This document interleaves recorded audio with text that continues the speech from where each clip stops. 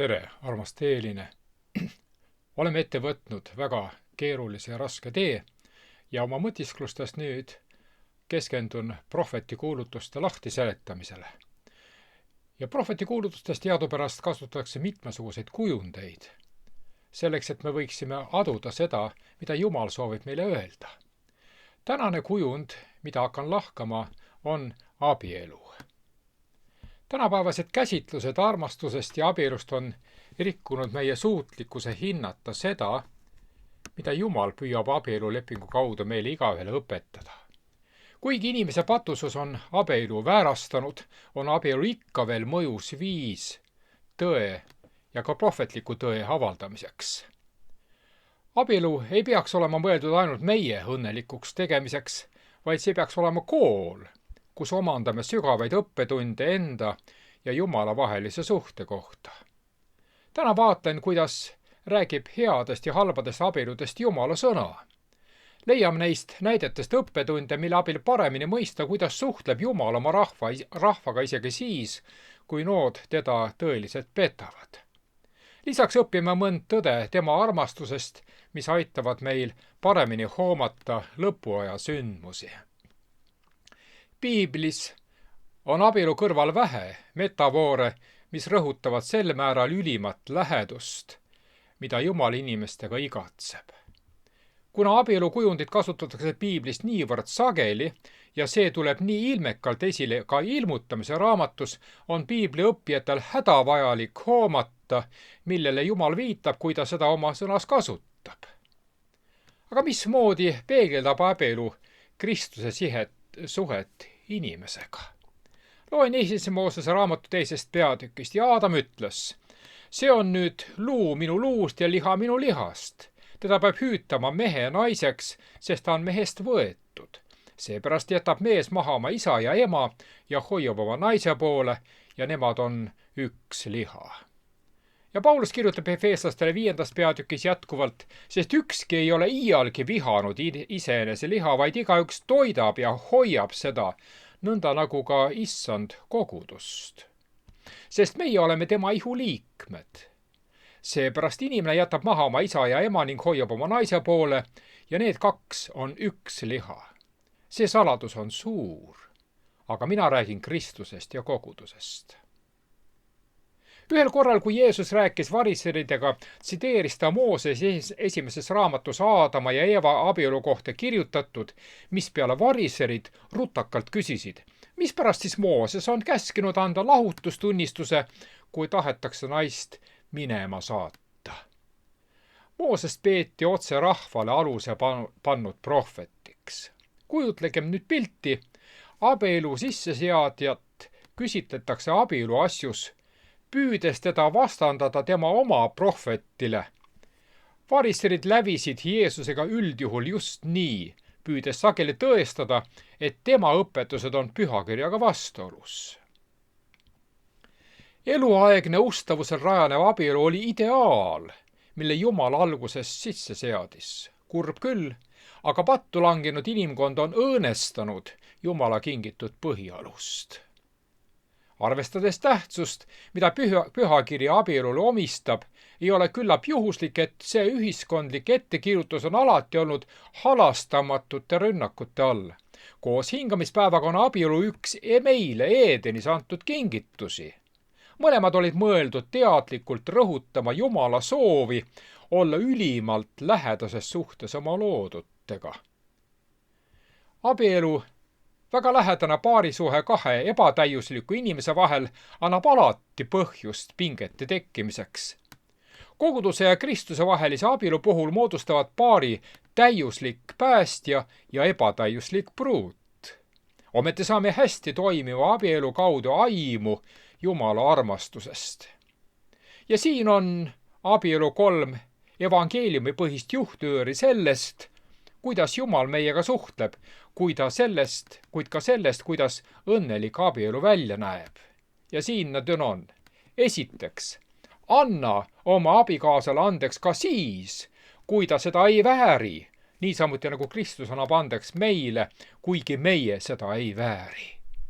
Teiseks, pea abikaasat omaks, vigade ja kõige muuga, niisamuti nagu Kristus peab meid omaks vigade ja kõige muu sarnasega.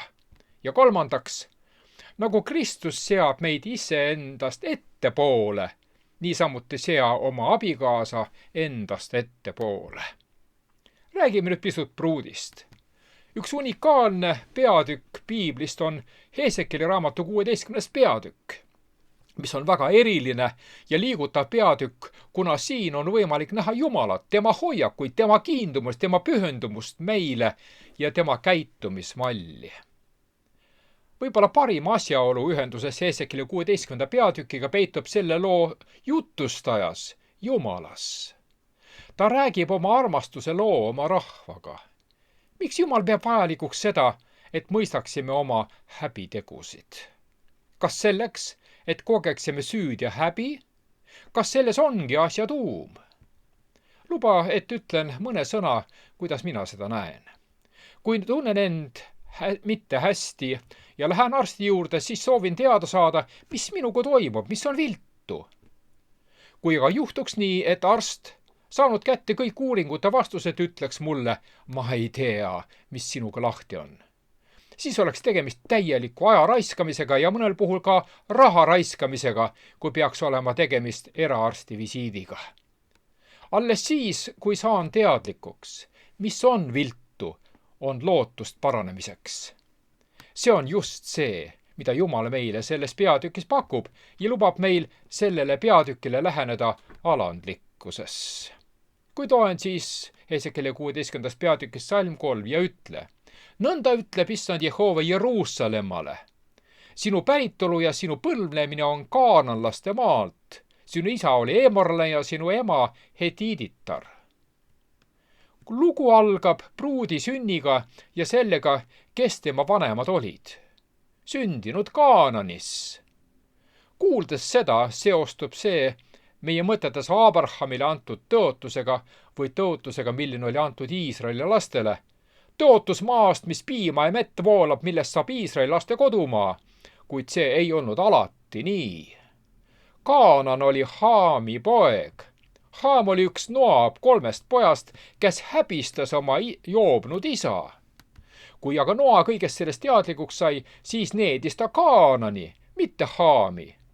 Seenetus polnud midagi sellist, millise tõi kuuldavale mingi suguharu pealik, tõotades kellelegi kurja. See oli hoopis Noa välja öeldud ettekuulutus, näidates, kui kuri on Haami iseloom, milline peegeldub tema järelkäijate iseloomudes pärast teda veel.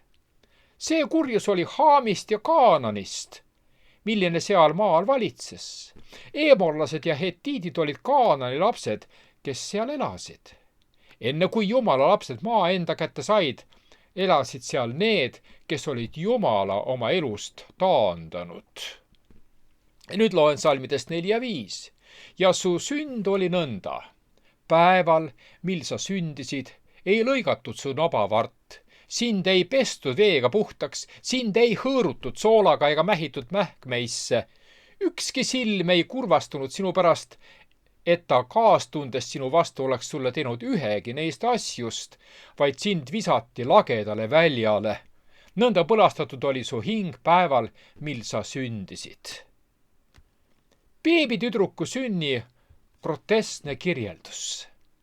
Teda ei pestud, mähitud, hoitud ega armastatud, tal polnud mingit väärikust. Ta enda vanemad pidasid teda ebameeldivaks, soovimatuks. See on just minu ja sinu lugu sellest, kust meie tulime ja kuidas patt meid jättis. Loomisel näeme hea ja kurjatundmise puhul madu, kes jättis mulje, nagu tahaks ta meile midagi paremat pakkuda. Aga pärast patustamist, kus ta siis oli? Jättis meid ilma väärikusest, pidas meid ebameeldivateks, ebasoovitavateks. Ta vihkas meid salaja. Meie oleksime jäänud puudutamata, hoolitsuseta, ilma kaastundeta. Polnuks mingit lootust lapsel, kes visatakse avamaale. Meil poleks olnud mingit lootust, kuna olime surnud pattudes ja üleastumistes, nagu piibel ütleb, oma veres. kuid lugu seal lõppeks, aga see ei lõpe siin. Loeme salmist 6. Aga mina läksin sinust mööda, ütleb Jumal, ja nägin sind siplemas oma veres ja ma ütlesin sulle, kui olid oma veres, jää elama. Jah, ma ütlesin sulle, kui olid oma veres, jää elama. Jumal läheb mööda meelega. Ta päästab selle lapse ja annab talle elu. Mida Jumal selle saavutamiseks kasutab? Oma sõna. Ma ütlesin sulle, kui olid oma veres, jää elama. Väide, et Jumala sõna on vägev, on tegelikult Jumala sõna alahindamine. Tema sõna on taastav, see loob seda, mida ta ütleb. Loen edasi salmides 7-8.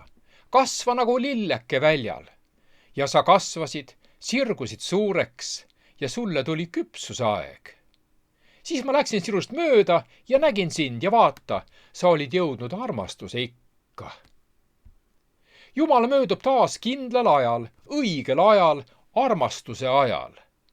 Piibli prohveti kuulutustes ei leisa mitte ainult naist, vaid ka ajatähendust.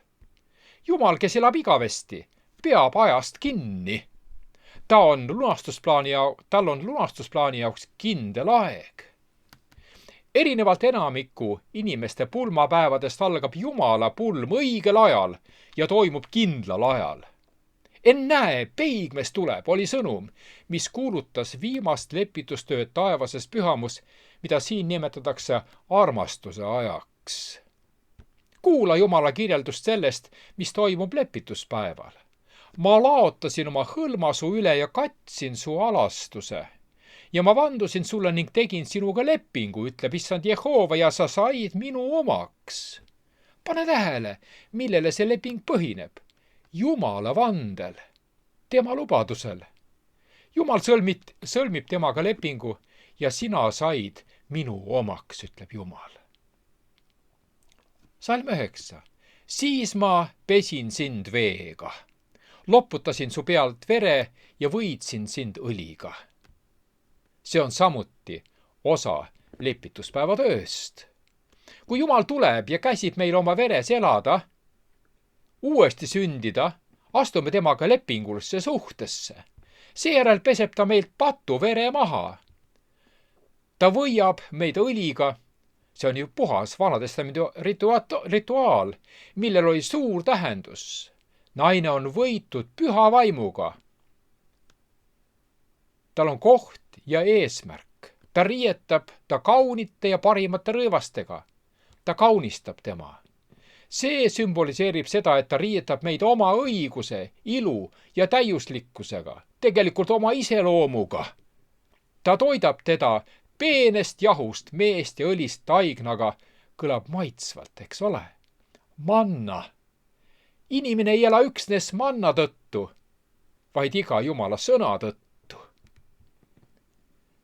Salmid 13-15. Nõnda sa olid ehitud kulla ja hõbedaga ja su riietuseks olid linased, siidised ja kirjatud riided.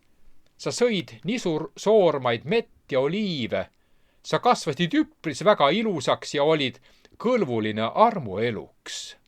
Aga sina olid kindel oma ilus ja armatsasid oma kuulsuse varal ning pillasid oma armastsemisi igale möödaminejale, saades tema omaks. Mida tähendab usaldada oma ilu? Palun, ärge piirduge ainult füüsilise iluga. Ei, see võib olla lootmine oma kätetööle, oma leidlikkusele, oma nutikusele, oma töökusele, isiklikele ressurssidele, nagu Kain seda tegi. Omaenda arutluskäigu ja asjade elluviimise võime usaldamine. Abrahami positsiooni, rikkuse, liitude arvu ja relvade usaldamine, nagu Iisrael ikka ja jälle tegi. Millised on ohud, kui me usaldame oma ilu? Ilu on petlik. See viib valetamiseni. Ilu on edev, tühi, mitte rahuldav, ajutine. See tähendab, et see ei kesta. See hajub vanusega. See tugevdab meid kurjuses, kirjutab psalmist. Ja Jeremia 17. peatükk ütleb prohvet, nõnda ütleb Jehova, neetud on mees, kes loodab inimeste peale, teeb liha oma käsivarreks ja kelle süda lahkub Jehovast. Kui kõnnime lõpuks omaenda süüte sädemete keskel ja lõpptulemuseks on enesehävitus. Eneseusaldamine paneb meid püüdma manipuleerida, sundida ja kontrollida teiste meeli ja südametunnistust vastavalt omaenda standarditele. See on selle ülim ilming. Ja prohvetlikult on usalduse küsimus see, mis otsustab, milline on meie suhe Jumalaga, kelle hulka me kuulume, kelle poolel me seisame. Jumal lõi meid selleks, et oleksime tema lähedal. See on alati olnud Jumala igatsus olla oma rahva keskel. Kohe pärast inimkonna langust esitas Jumal oma lepingu, õigeks saamise usu läbi, meid taas elustama, meid lepitama. Ta otse nimetas rahvast oma esmasündinud pojaks. Hiljem osutas Iisraelile kui oma naisele, oma pruudile, näitamaks, kui lähedane ta inimkonnale on. Tundsid ära oma armastava abikaasa, kes rahuldas kõik nende vajadused, oodates vastutasuks lepingulist truudust. Suure jõukuse ajal Jumala rahvas reetis tema. Ta taganes usust, pööras Jumalale selja. Ta pöördus Kaanani ebajumalate teenimisse, murdis Jumalaga sõlmitud lepingu. Issand pidas ebajumala kummardamist vaimseks abielu rikkumiseks, truudusetuseks oma eksklusiivsele suhtele enesega. 3. Moose 21. peatükk annab meile teada, et Jumal keelas preestril abielluda Hooraga. Kuid Hoosea raamatus on üks huvitav pilt. Hoosea ei olnud preester. Ta elas Põhja-Kuningriigis. See siin on pöördumine Iisraeli poole 35-aastase perioodi kestel, enne kui Iisrael viidi pagendusse assüürlaste poolt. Oma rahva meeleheitliku vaimse prostitutsiooni ajal käseb Jumal oma prohvet Hooseal leida Hoor ja temaga abielluda. Loen Hoosea 1. peatükist salm 2. Alguses, kui Jehova hakkas rääkima Hoosea läbi, ütles Jehova Hooseale, mine võta enesele Hoora naine ja sohi lapsed, sest maa lahkub üha hoorates Jehova järelt. Kogu Hoosea raamatu teema on esmalt Hoosea abielu Goomeriga, mille iseloomustab Jumala abielu Iisraeliga ja Jumala lojaalsust ning armastust oma lepingu rahvaga. Hoosea Goomeri draama on täpne illustratsioon Iisraeli patust ja ustavusetusest. Siin on alatu Goomer, kes on sünnitanud 3 last. Goomer ei hooli Hoosea armastusest ja naudib elu kellegi võõraga. Millest aga tekst vaikib, on see, milline on Hoosea emotsionaalne valu, viha ja alandamine, kui ta on silmitsi Goomeri afääridega. Hoosea hülgab Goomeri. Just samuti hülgasid Jumala lapsed oma Jumala armastuse ja jooksid Baali järele, mille tõttu Jumal nemad hülgas. Hoosea lugu illustreerib valu, mida on põhjustanud inimeste patt ja mäss Jumalale. Kuid siin on veel üks paralleel. Laodike sõnu inimestele, kes kogesid õitsengut ajal, mil Põhja-Kuningriik langes vaenlase kätte. Jumal valis Iisraeli oma kallima armastuse tõttu, kuid nemad petsid teda igal võimalikul moel. Mõista laastamistunnet, mida meie truudusetus Kristusele võib taevastes tekitada. Kõige selle juures on kõige imelisem Jumala kirgliku armastuse kujutamine oma rahva vastu. Kui suuri pingutusi on Hoosea teinud, et lunastada eksiteele sattunud naine. Jätkame Hoosea raamatu lugemist 3. peatükist ja Jehova ütles mulle, Mine veel kord ja armasta naist, keda armuke armastab ja kes on abielurikkuja, nagu Jehova armastab Iisraeli lapsi, kuigi need pöörduvad teiste jumalate poole ja armastavad rosinakakkusid. Siis ma kauplesin teda enesele 15 hõbeseekli ning 2,5 tündri otrade eest ja ma ütlesin temale: sa pead jääma minu juurde kauaks ajaks, sa ei tohi teha hooratööd ega kuuluda teisele mehele ja minagi ei tule su juurde.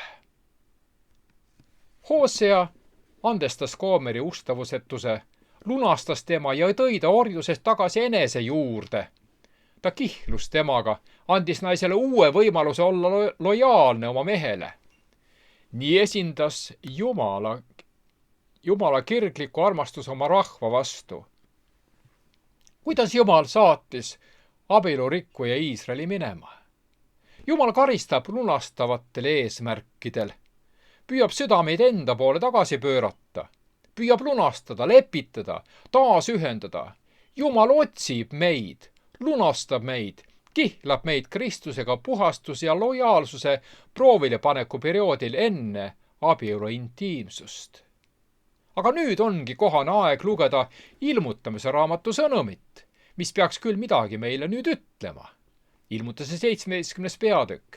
Siis tuli üks 7 inglist, kelle käes oli need 7 kaussi ja kõneles minuga ning ütles: tule, ma tahan sulle näidata suure hoora nuhtlemist, kes istub suurte vete peal, kellega on hooranud ilmamaa kuningad ja kelle hooruse viinast on ilmamaa elanikud joobnuks saanud. Ja ilmutuse 18 peatükk. Pärast seda ma nägin teist inglit taevast maha tulevat ja temal oli suur meelevald ja ilmamaa läks valgeks tema auhiilgusest ja tema hüüdis võimsa häälega ning ütles: langenud on suur Babylon ja on saanud kurjade vaimude eluasemeks ja kõigi rüvedate vaimude ulualuseks ja kõigi rüvedate ja vihatud lindude pesapaigaks. Sest tema hooruskiima viina on joonud kõik rahvad ja ilmamaa kuningad on temaga hooranud ja ilmamaa kaupmehed on tema liiast toredusest rikkaks saanud. Ja ma kuulsin teist häält taevast ütlevat: minge välja temast, minu rahvas, et ei saaks tema pattude osaliseks ja et teid ei tabaks tema nuhtlused. Kui uurime viimast hüüet inimkonnale, mis kutsub Jumala rahvast Paabelist välja, on märkimisväärne, et Jumal kutsub oma rahvast, mitte võõraid. Tema tunneb neid väga lähedaselt, ta armastab neid ja sedamööda, kuidas maailm liigub oma halvima tunni poole, pakub ta ikka veel lunastust verehinna eest, mille tema on maksnud selleks, et osta meid talle tagasi.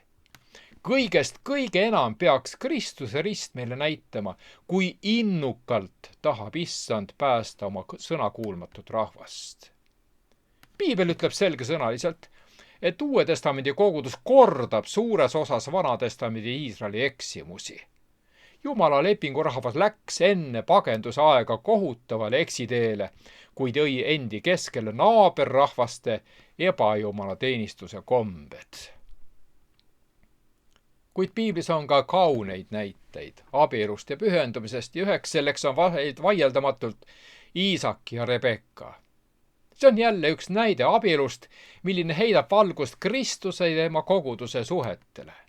Ja siin on mul koguni 7 õppetundi, aga loen kõigepealt 1. Moose 21. peatükist. Kui Abraham oli vana, see on siis 140-aastane, ja elatanud ning Jehova oli Abrahami kõigiti õnnistanud, siis ütles Abraham vanimale sulasele oma peres, kes valitses kõige üle, mis tal oli: pane nüüd oma käsi mu puusa alla.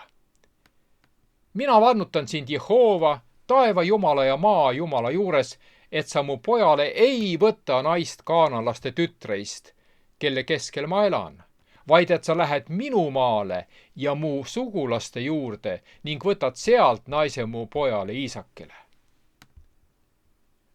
Kas Abraham oli liialt valiv, kui otsustas oma pojale elukaaslast leida? Oli ta siinjuures rassist, kui andis oma sulasele korralduse, et sa mu pojale ei võta naist kaanalaste tütreist, kelle keskel ma elan, vaid et sa lähed minu maale ja minu sugulaste juurde ning võtad sealt naise mu pojale Iisakile. Tänapäeva on tavaks hoopis selline väide. Vaata, kui armsad nad on. Nad ju armastavad teineteist. Mis sellest, et kumbki vaatab ise suunas? See küsimus siin, mille Abraham tõstatas, oli vaimulikku laadi. Abielu pidi olema puhas, vaba ebajumalatest ja muudest nõnda nimetatud jumalatest. Tõsi on, et Vanatestamendi iisraelised teenisid igasuguseid jumalaid. See oli ka põhjus, miks nad said priiduusiku Babyloonia vangistusse. Uue testamendi kogudus läks kompromissile paganlusega, mille tulemuseks oli väärate õpetuste omaks võtmine. Täna me nimetame seda ajalooperioodi pimedaks keskajaks. Kuid loeme salmidest 15-16. Ja veel enne, kui ta rääkimise oli lõpetanud, vaata, siis tuli välja Rebekka, kes oli sündinud Peetuelile, Abrahami venna Naahori naise Milka pojale, ja tal oli kruus õlal. Ja tütarlaps oli väga ilusa välimusega, alles neitsi ja mehe poolt puutumata. Ta läks alla allika juurde, täitis kruusi ja tuli üles. Ja siin on see esimene õppetund. Jumala pruut on puhas. Mitte prostituut, ta ei järgi ebajumalaid. Jumal armastab ja on valmis võtma tagasi prostituudi.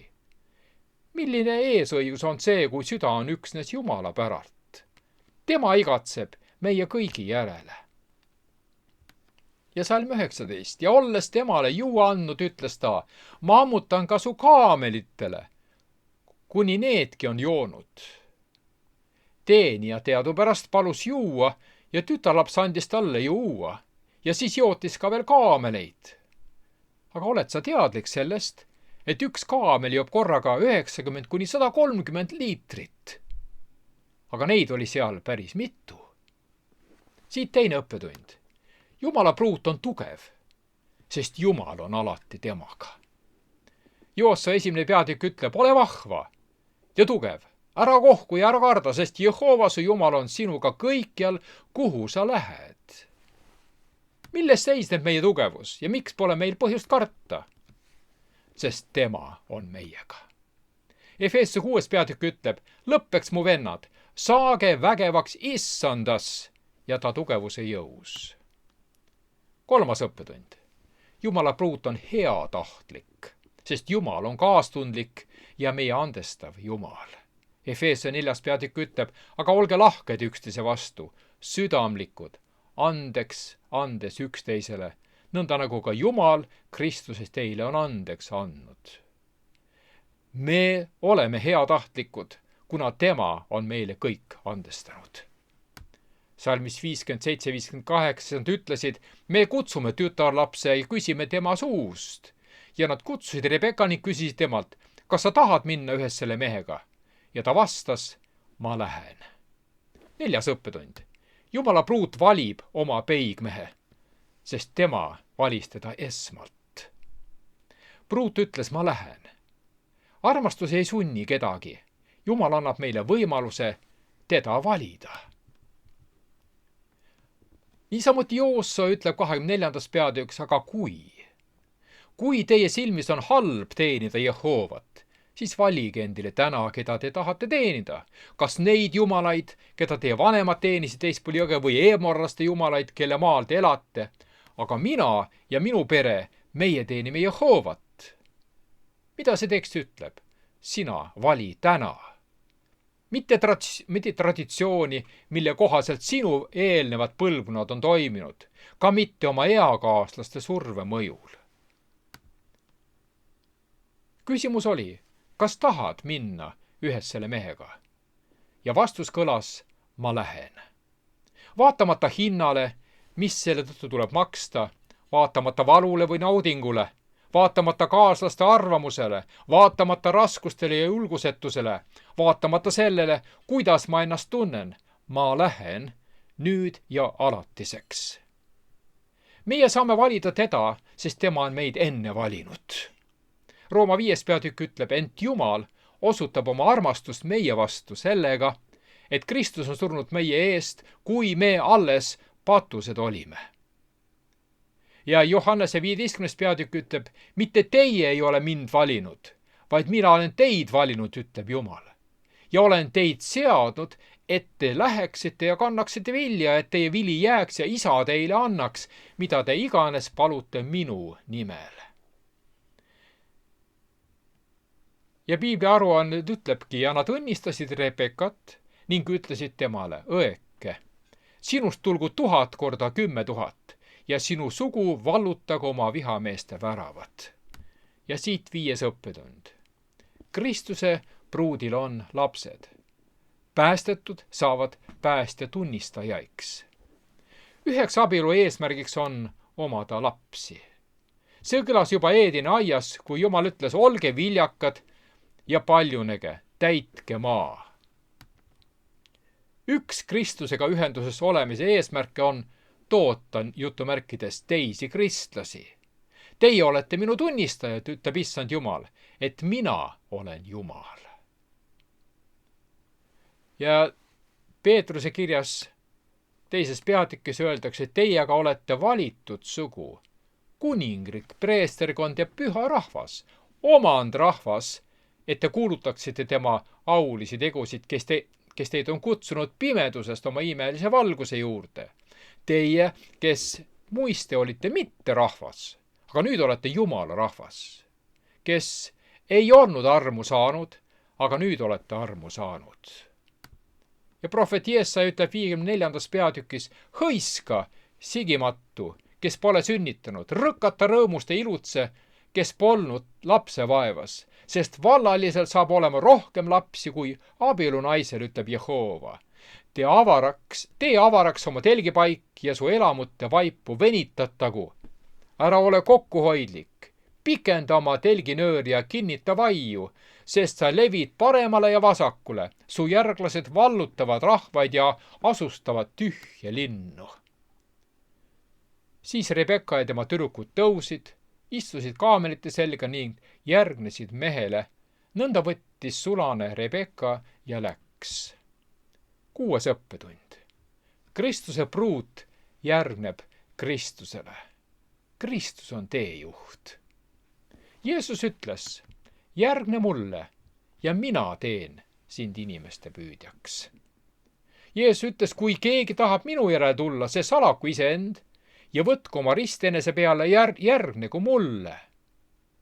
Jeesus ütles, minu lambad kuulevad minu häält ja järgnevad mulle. Ja Iisak viis Rebeka oma ema Saara telki ja ta võttis Rebeka, see sai tema naiseks ja ta armastas teda. Nõnda leidis Iisak troosti pärast oma ema surma. Ja siit 7. õppetund. Kristuse pruut on väga armastatud oma abikaasa poolt. Johannese 3:16 ütleb, sest nõnda on Jumal maailma armastanud, et oma ainusündinud poja on andnud, et ükski, kes temasse usub, ei hukkuks, vaid et tal oleks igavene elu. Need 7 õppetundi Kristusest ja tema kogudusest, millised tulenevad Iisaki ja Rebeka abielust, olid siis järgmised. Esiteks, Jumala pruut on puhas, ta ei ole prostituut. Jumala pruut on tugev, sest Jumal on alati meiega. Kolmandaks, Jumala pruut on heatahtlik, sest meie Jumal on kaastundlik ja andestav Jumal. Jumala pruut valib oma peigmehe, sest tema valis teda kõigepealt. Viiendaks, Kristuse pruudil on lapsed, päästetud saavad päästja tunnistajaiks. Kuuendaks, Kristuse pruut järgneb Kristusele, tema juhib neid teel. Ja 7. Kristuse pruut on väga armastatud oma abikaasa poolt. Ilmutamise raamatu 19. peatükk räägib meile Hoorast ja sellest, mida Jumal kavatseb temaga ette võtta. Ja selle peatükk 9 esimest salmi kirjeldavad 2 kaua oodatud järeldust samaaegselt. Hea on neid järjest lugeda, sõna otses mõttes otse meie ees, see või see. Visualiseeritud illustratsioon Pauluse sõnastatud kontrastist Rooma 6. peatükile, asetatud prohveti ennustuse konteksti, kus pühakiri ütleb, sest patupalk on surm, aga Jumala armuand on igavene elu Kristuses Jeesuses meie issandas.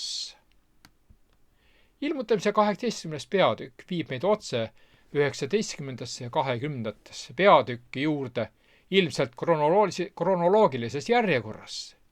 Tihedas seoses teise tulemisega, aga see ei ole veel teine tulemine. Ilmutus 19. peatüki esimesed 9 salmi on taevane stseen rõõmustamisest, et need 2 on tulemas, on paigas ja peagi täituvad. Esmalt kuuleb Johannes seda pealt, seejärel on ta tunnistajaks sellele järgnevates salmides. Ja loengi nüüd siit samast ilmutamise 19. peatükist. Pärast seda ma kuulsin otse kui suure rahva hulga valju kõnekõma taevast hüüdmas halleluuja, pääste ja au ja vägi on meie Jumalal, sest tema kohtumõistmised on tõelised ja õiged. Ta on ju mõistnud kohut suure Hoora üle, kes laostas ilmamaad oma hooramisega ning ta on oma sulaste vere temale kätte maksnud. Ja nad hüüdsid teist korda, halleluuja. Tema suits kerkib üles igavesest ajast igavesti. Need 24 vanemat ja 4 olevust heitsid maha ning kummardasid Jumalat, kes istub troonil ja hüüdsid aamen, halleluuja.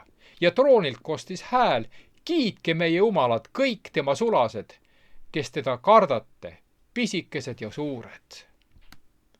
Jääb mulje, et kogu taevas hoiaks hinge kinni, oodates, et õigel ajal rõõmuhõisked valla päästa.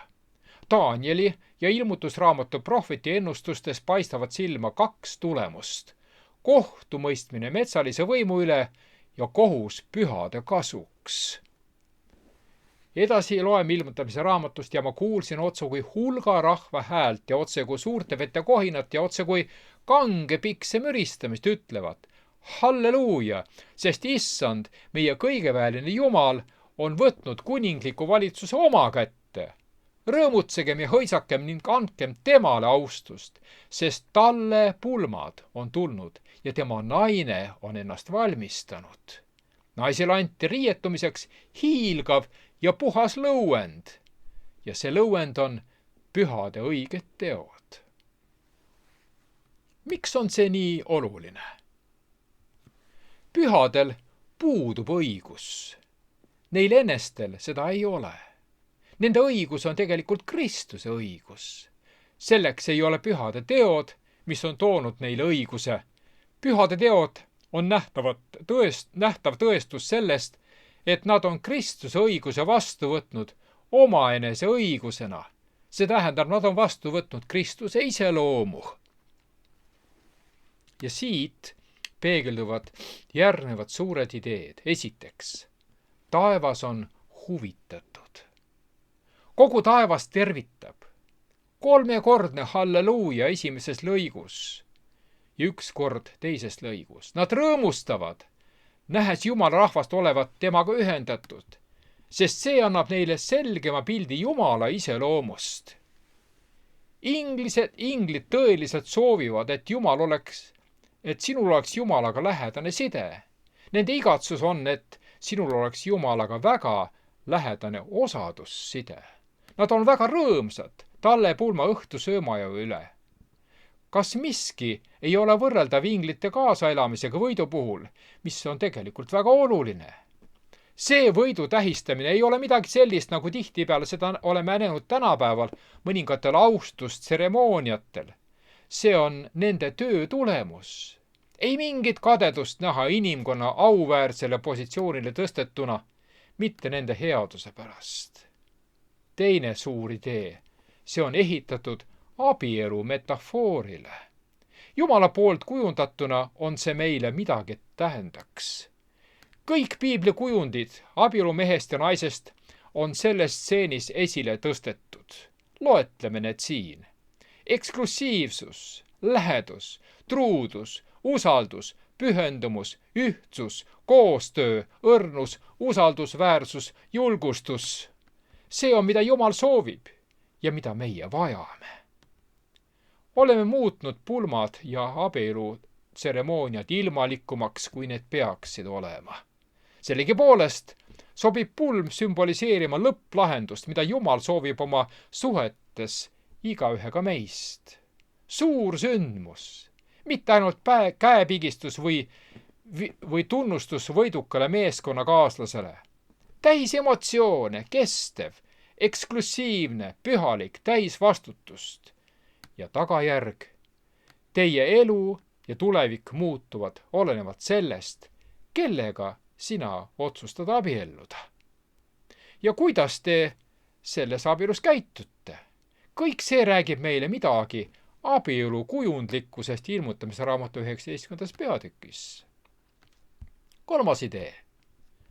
Kristus kannatab, sest ta on hüljatud abikaasa. Naine, kellele ta end pühendas, osutus truudusetuks. Ilmutuse raamatu 19. peatükis kuulutatakse suhe ametlikult lõppenuks. See oli juba ammu lõppenud, aga sel hetkel on kõik ametlikult allkirjastatud. Kuigi pühade päästmise üle rõõmustatakse, näitab abielu kujund, et Jeesus kogeb endiselt valu, mida tekitab hülgamine nende poolt, keda ta armastas. 4. suur idee. Kristus saab kuningriigi endale. Kujutatud uue Jeruusalemmana, Jumala lapsed on austatud Kristuse õiguse kuuega, millest pühakiri räägib. 5. idee. Kuniks patt pole veel kõlvartatud, jaguneb inimkond 2 gruppi. Üks grupp inimesi, mille tabav näide on abielu, kuid aga on teine grupp inimesi, täpselt vastupidine. Nende elu iseloomustavaks sõnadeks kuulub hooramine, truudusetus, isekus. Ja 6. idee. Iga väikseimgi otsus on märgilise tähtsusega. Igal abielu lool on tulemus. Need on ainult 2 ja need põhivad meie otsustel. Ilmutamise raamatu 19. peatükis kujutatud 2 rühma illustreerivad just üksikisikute otsuseid. Pühakiri ütleb, et pruut valmistas end. See on minu ja sinu tänaste otsuste kulminatsioon. Edukat päeva ja nädalat, peatse kohtumiseni!